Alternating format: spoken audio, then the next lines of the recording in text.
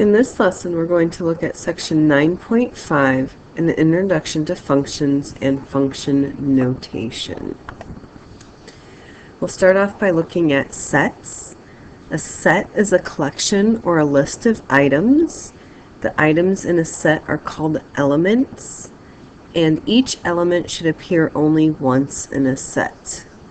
So for example, set S equals 1, 2, 3, 4, 5, and it's a set of numbers.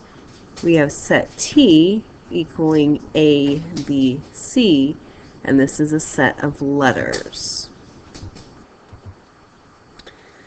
A set can also consist of ordered pairs as elements. For example, set T consists of the points 1, 2, 2, 5, 3, 8, and 4, 11. Another name for a set of ordered pairs is a relation. A relation connects the elements in one set to the elements in another set. If you think of the numbers on the x-axis as one set and the numbers on the y-axis as another, then the relation is a set of ordered pairs that connects a number on the x-axis to a number on the y-axis. One way to visualize the relation is with a mapping diagram that shows the connection between the elements from one set to another. A common way to visualize this is shown here for the relation. R equals 1b, 2c, 3a, 4d. And so we have the set of x here with 1, 2, 3, 4. And each one of those is connected to an element in set y.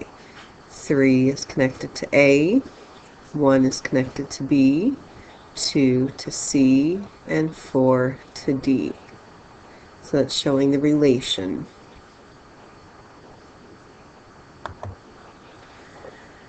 When we're looking at relations, we're looking at the sets of the coordinates in the first set. X's is what we usually think of them. That's called your domain. And your range is the set of all the second coordinates in your relation. So again, if we're looking at a relation as a set of x, y, then your domain would be your x's, and your range would be your y values. So if we're looking at a list that they gave us before with 1b, 2c, 3a, and 4d, the domain would be the 1, 2, 3, and 4.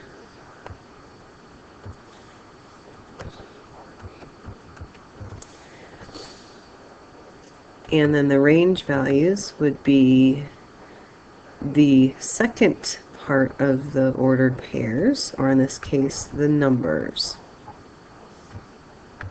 And so in alphabetical order, they would be A, B, C, and D. And if we just listed them in the order that they give us in the ordered pairs, we would see B, C, A, and then D.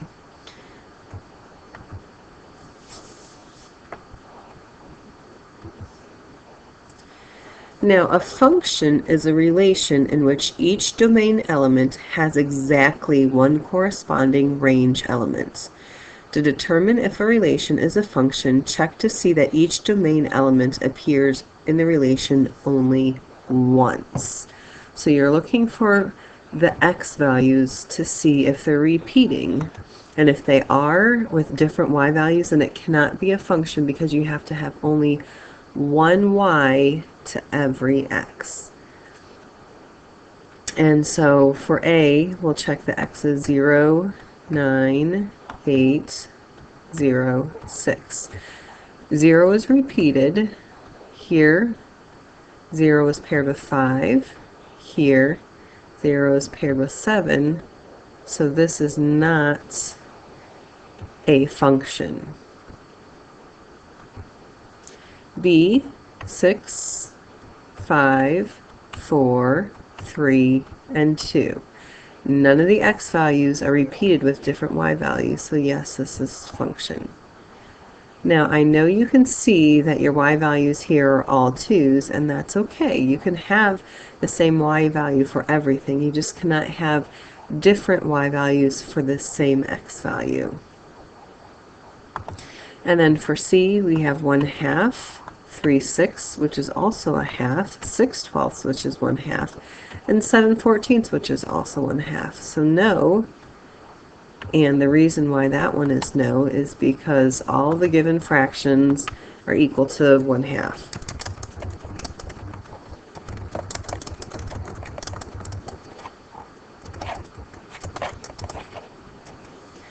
So even though they're written in a different form, they're still the same value. Now let me go back to B for a second and looking at having different y values versus the same y values.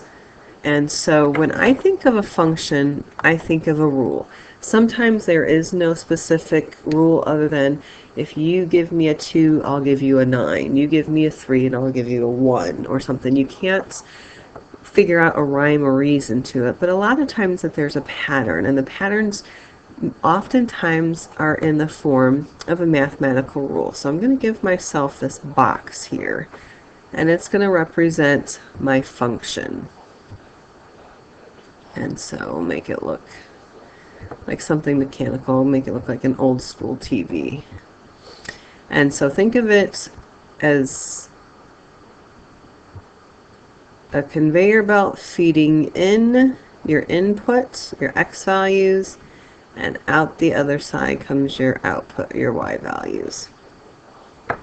And let's give ourselves the rule that whatever you're going to put in, I'm going to add 3 to it, and then that'll tell us how to get to that y value. And so, for example, if we put in a 2, it goes into our function, we should expect a 5 to appear. So if we plug in a 0, same thing, it's going to go into our function, and we're going to get a 3 in return. And let's say we get -3. We put that in, and we have our domain of -3, we will have our range value of 0, if we want to put some more vocabulary words into this scenario. And so what would happen is, let's say now I try and put in a 2 into my function, but this time instead of spitting out a 5, it spits out a -7. So there's something wrong with my machine. My machine is supposed to add 3, and so -2 plus 3 is definitely not -7, so this cannot be a function because it didn't follow that pattern.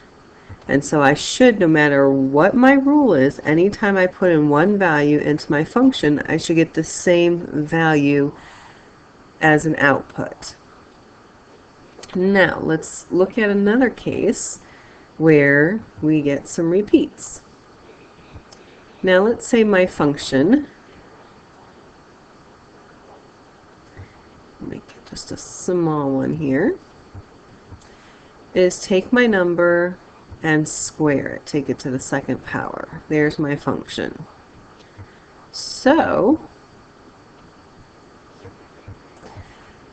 let's put in the same starting number that we did before, 2, and it goes in, and 2 times 2 is 4, so 2 squared is 4. And let's say we put in a 0. 0 squared will give us a 0. But now, what happens if we put in a -2? -2 squared is -2 times -2, which is also +4. So notice it was okay to get the same y values, or that same range value, for two different x values, because squaring them gave us both positive numbers, -2 or +2.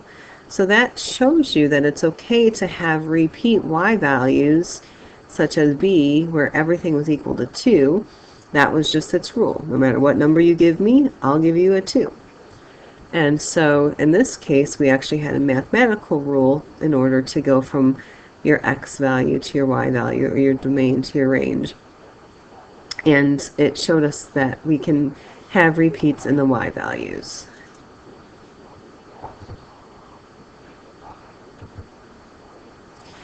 Now, sometimes you're not going to be given your information in a set. You're going to be given it in a graph. And so to determine if your graph represents a function, the easiest way to look at that and tell is with the vertical line test. If a vertical line can be drawn that intersects a graph of a relation at more than one point, the relation is not a function. And that's because if we think of our graph, we have our x values this way, and so if we look at a vertical line, we're looking at those x values to see if anything repeats. So, if I spelt it right,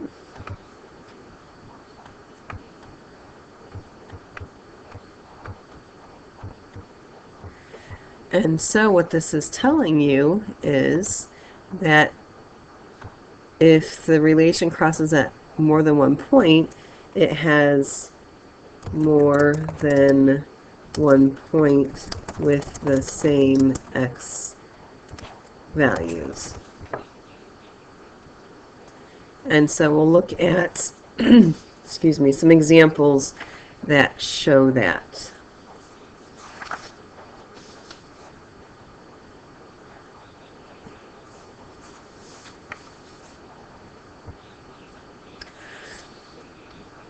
So here's a graph, and it asks us to find two ordered pairs on the graph that have an x-coordinate of 2. So we're going to do vertical line at 2. So here's x equals 2. Notice there's one point up here, and there's one point down here. And so the ordered pair for those 2 points are over 2 and down 2, so 2, -2. And then we have over 2 and up 6. So again, now that we can see the ordered pairs, we see that our x value of 2 is paired with 2 different y values of -2 and -6. So that means that we do not have a function, and actually there's plenty. There are multiple x values that are paired with more than one y value. And so there's many different places where we can show on a vertical line test that we're cutting through more than one point at a time. So as long as you can do it once, it means it is not a function because we have repeat x values. Now look at this graph. We have a W shape, and the first question asks us to find 2 or more pairs where the y coordinates is 2. So the y value is up here at 2, so we have this point and that point. We actually have 4 points on this graph that have a y value of 2. So let's list, even though it asks for 2, let's list all 4. So we go backwards, 1, 2, 3. So we have -3 up 2. We have -1, 2. We have +1, 2. And we have +3, 2. So we actually have 4 points. But then it asks, does it represent a function? So we listed them all, but notice there's all different x values for those points. And so again, if we came through with a vertical line at each one of those points, even though they have the same y value, they're all different x values. And so, yes, it represents a function because no x value is repeated for any ordered pair. So it is a function. Now we are actually used to a linear function with our slope-intercept form of the line, that y equals mx plus b. A linear function is a function that represents an equation that simplifies to that form. And when we're looking at the domain of a linear function, it is a set of all real numbers. That is, the domain is negative infinity to positive infinity. And what that means is that we can use any x value into that equation, and we're going to be able to use it. We're not going to get something that doesn't make sense. And so that's what it's asking when it's asking for the domain. It's what are those x values, the possibility of those x values. There are some cases where you might not be able to use all x values. The main one is that we're not allowed to have 0 in the denominator of a fraction. And so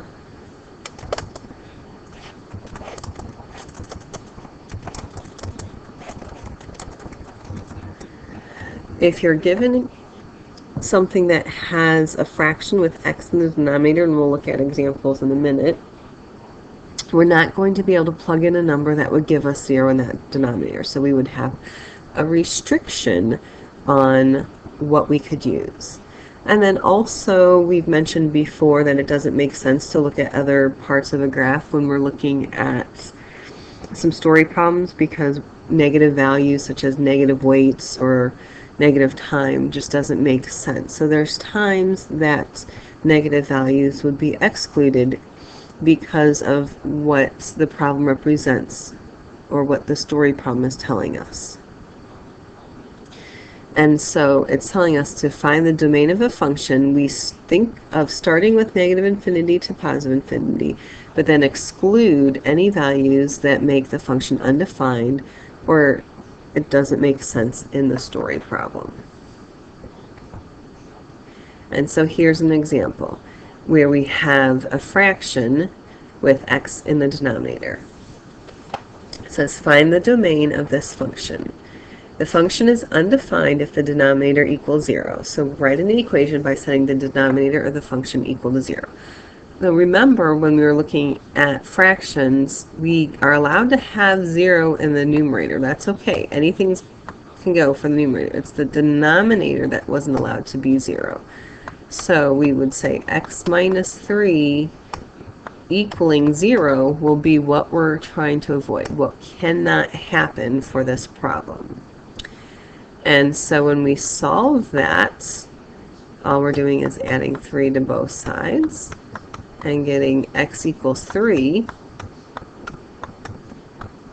That is our restriction.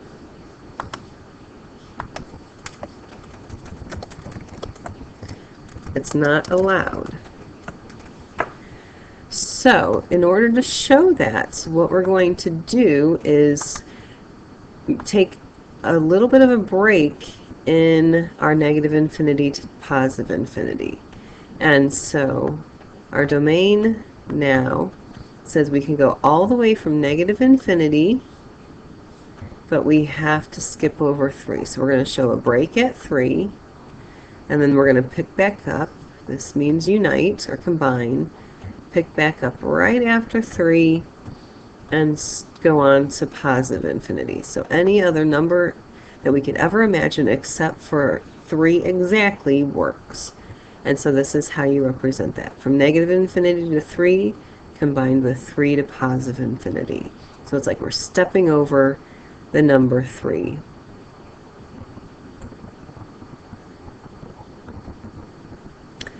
Functions have special notation that's used in place of the variable y.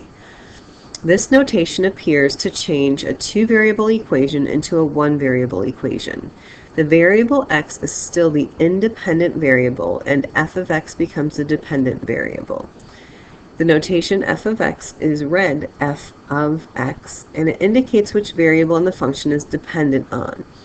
In this situation, the variable is x. So when a function is to be evaluated at a specific value, that value is indicated in place of the x in those parentheses for f of x. For instance, a function that is to be evaluated at x equals 2 is written as f of 2. And so what this is telling you is that f of x and y equal the same thing.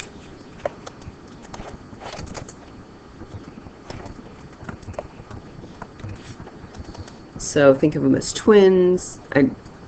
They can be interchangeable. So when we have our y equals mx plus b, we can now write it as f of x equals mx plus b, because as you know, we can plug in a value for x and solve it, and that'll tell us what the y value is.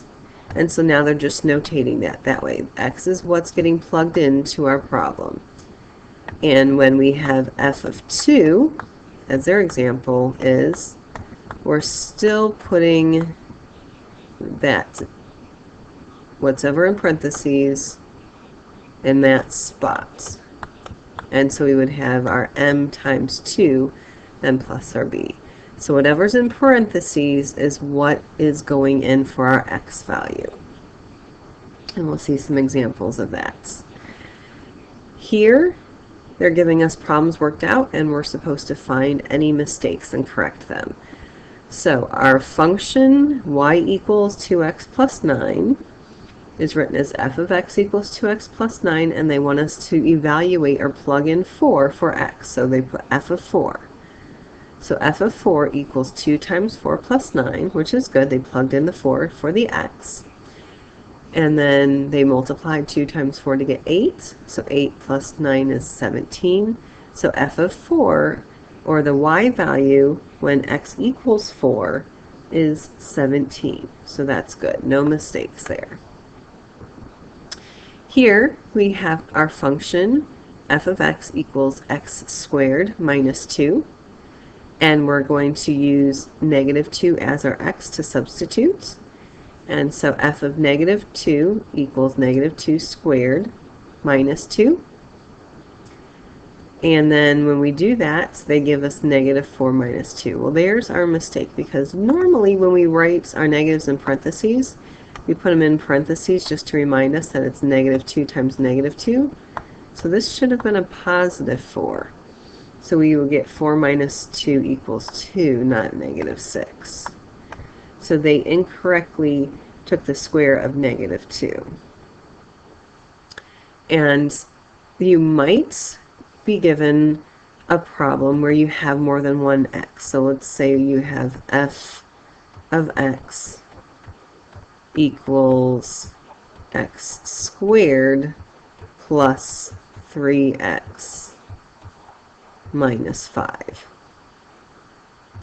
And so if you are supposed to evaluate for f of 2, 2 goes every place that there's an x. So we'll have 2 to the second power plus 3 times 2, then minus 5. So you're going to plug that in every time you see the letter x. So 2 squared is 4. 3 times 2 is 6. So we have 4 plus 6 minus 5. 4 plus 6 is 10. 10 minus 5 is 5.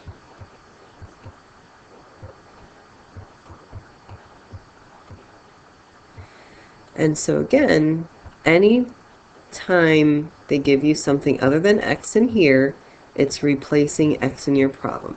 So what if they took this and said they want you to evaluate f of, let's say, b. All it's telling you is replace your x's with b's. So we would say b squared plus 3 times b minus 5. Anything you see in this parenthesis gets substituted or evaluated in as your x.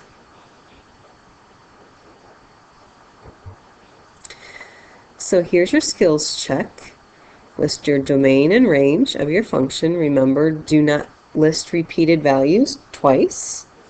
And then explain if it's a function or not. Here's ones for you to evaluate. And so pause the video, and then when you're done, check your work, and we'll move on to the story problems.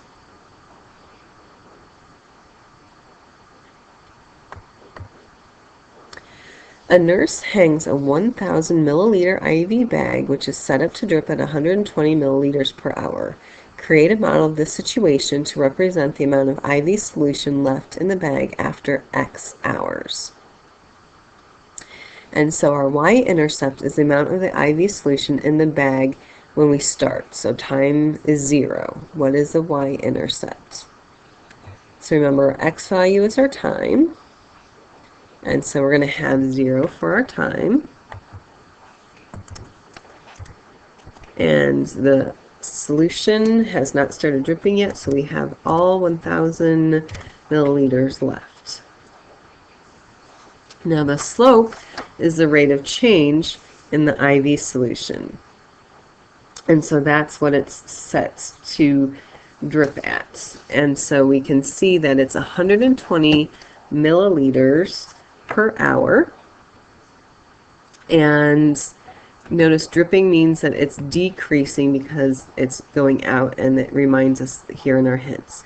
So it's decreasing at 120 milliliters per hour, or per 1 hour, and we'll simplify that. Remember, we don't use a fraction when our denominator is 1. We just simplify it to a whole number.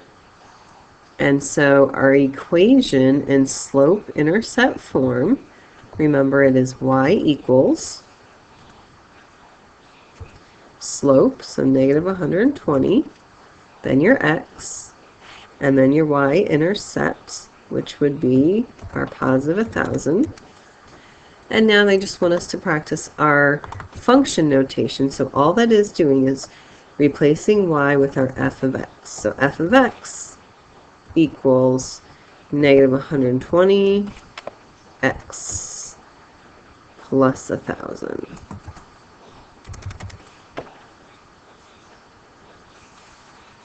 And then we can look at the domain and the range of the function. Now the answer key for this one says it's negative infinity to positive infinity, but it's not. And I'll tell you why in just a second. Let me finish writing this.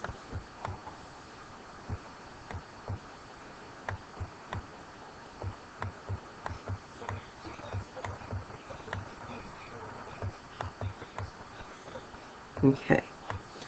So if we just looked at our function was f of x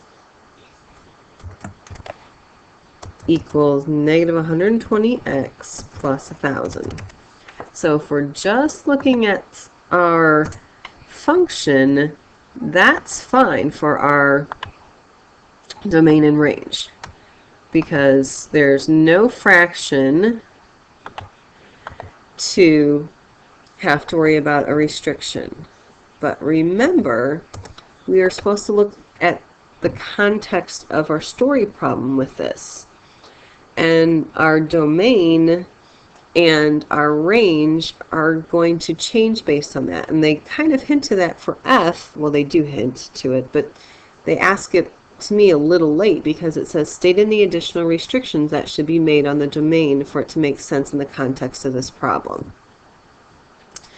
And so remember, our domain is our time, and so we have no negative numbers for our domain. And so really our domain should change. So in the context of our story problem, so in the context of this problem, our domain should really start with 0 and go to what? What's the highest time? We'll put infinity, because really it could just keep going on forever. But that means there's a restriction on our range, our output too. Remember, our value is how much fluid is left in the bag. And so our range value says the lowest should be 0, because once it's empty. But then we can't go to infinity because the bag doesn't hold infinity milliliters. It can only hold 1,000. So our range can only be from 1,000 down to 0. And so it doesn't ask about a restriction on the range on this, but again, according to the story problem, this is what my answer would be, is that we can only have 1,000 milliliters in the bag down to 0. And they ask us how much is after 5 hours. So we're going to do our function at time 5 equals, so negative 120 times that 5 hours, that x value, plus the 1,000 starting. And so f of 5, if we multiply negative 120 times 5, we'll get negative 600. And when we add 1,000 to that, we get our function at 5 hours equals 400 milliliters left. Another scenario that we've been dealing with before is our commission. Now let's pull it into our function. Ariella is a full-time sales associate at a clothing store. She earns a salary of $250 weekly plus a 15% commission on all her sales. It asks us to create a model, and X is the dollar in sales. And so it asks, what does the y-intercept represent? And the y-coordinate of the y-intercept. So that's going to be the smallest amount that she can earn. So that's going to be at 0 amount of sales, 250. So that was for base pay. No matter whether or not she sells anything, she'll get that $250. So 0 represents an amount of sales, and 250 her pay. And then the slope in this case is her commission, so 15%, which we know we will have to write as a decimal as 0.15. And so I don't know why that looks like a negative. I'm supposed to hit equal. And so that is her percent commission.